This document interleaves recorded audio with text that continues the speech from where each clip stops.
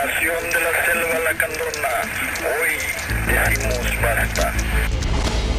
On January 1st of 1994, international news headlines reported on an armed indigenous uprising taking place in southern Mexico by a group called the Zapatista National Liberation Army.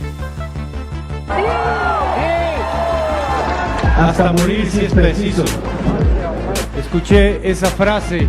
The Zapatistas positioned themselves in strict line resistance toward the idealistic discourse of the then president, Carlos Salinas de Gortari, who was at the forefront of the Mexican economic globalization project and participant to the North American Free Trade Agreement, better known as NAFTA.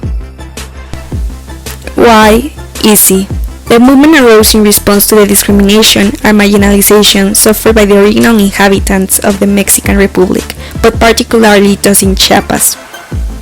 Nevertheless, the Zapatistas, the most powerful political rebels in Mexico in nearly 100 years, renounced the armed revolution after decades of opposing the government, for a simple reason, they say: Mexico is so riddled with violence that the country cannot handle any more of it.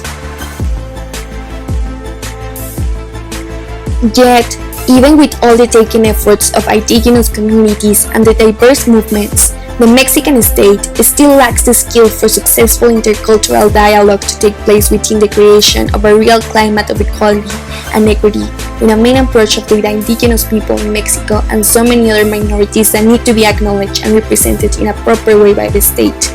Mexico, unfortunately, this scenario continues to be evident within social minorities and vulnerable groups, nowadays mainly with indigenous people and women in particular. The pricing and foregoing dilemma that have occurred in the country in recent years still remains, for the most part in the scope of forced disappearance, violence, feminicides, the narco war and its effects on society, among others.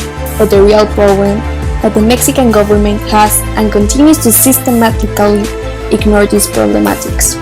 Now on, from the general to the particular, we need to explore in a quick overview the approach of the different actors that were involved in order to understand what is the main contribution of Zapatismo 28 years after its armed uprising. First, in more than 2 decades, the Zapatista National Liberation Army survived the restrictions established by the army, the attack by paramilitary groups, and the disinterest of the Mexican authorities, where the Mexican state has taken and continues to take care of the indigenous, but in many periods with wrong and often repressive policies. On January 1st of 1994, the North American Free Trade Agreement, NAFTA, was planned to enter into force, by which Mexico, the United States, and Canada became an integrated market through the elimination of trade and tariff barriers. In this scenario, most of the state's main interests and motivations centering in the north of the American continent, basically in multiplying its economic growth prospects through the liberalization of a commercial zone with its closest rich partners. At the same time, in the Mexican state of Chiapas, which formed the southern border with Guatemala, there was an armed uprising led by the Zapatista Army of National Liberation.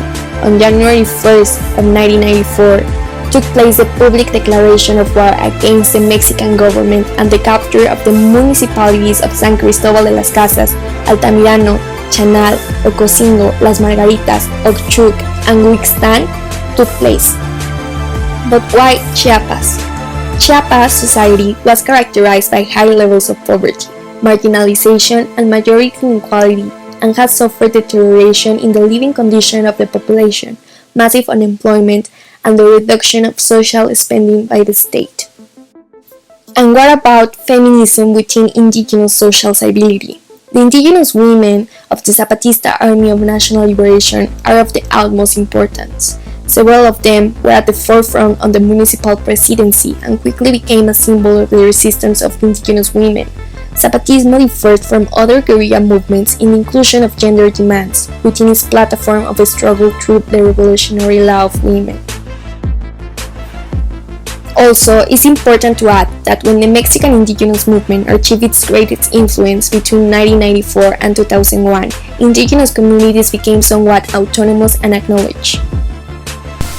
In 2003, Zapatistas communities decided to construct autonomous territories known as the Five Shells, that in Spanish is translated as Cinco Caracoles, which by the year of 2019 had grown to a total of 12. These were forms of organization focused on social cohesion. The Zapatista rebellion managed to put the indigenous issue on the media and political agenda, and it gave a space for discussion on the relationship of the state with indigenous society and the rights of native peoples, since international pressure forced a process of dialogue between the two groups that resulted in the San Andrés-Larrainzar Agreement in February 1996. Nowadays, the current government of President Andrés Manuel López Obrador has offered to include in the Constitution the points signed in the San Andrés Accords. Until now, it is not clear how the López Obrador government could have a rapprochement with the Zapatistas.